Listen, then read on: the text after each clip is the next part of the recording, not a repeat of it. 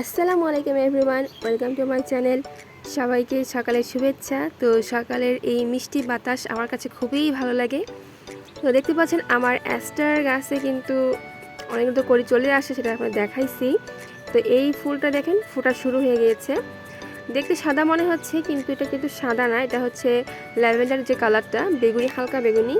তো হালকা রং কিন্তু বের হচ্ছে। আর এই গাছটাতে প্রচুর পরিমাণে কলি আসছে, প্রচুর পরিমাণে। যদিও গাছটা কিন্তু হ্যাংলা পাতলা, অতটা স্বাস্থ্যবান না, কিন্তু গাছটা অনেক লম্বা হয়েছে আর কি। তো এরকম আমার টেস্টের আরও কয়েকটা গাছ রয়েছে। তো এই যে এটাতেও কিন্তু মাশাল্লাহ অনেক কয়েকটা কলি চলে আসছে।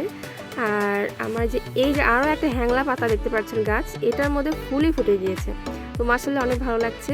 যেরকম আমার আগে যে গাছটা ছিল ঠিক সেরকমই ফুলটা, কিন্তু এই ফুলের সাইজটা একটু ছোটো, কারণ আমি তো হচ্ছে ফুল থেকেই হচ্ছে চারা করেছি।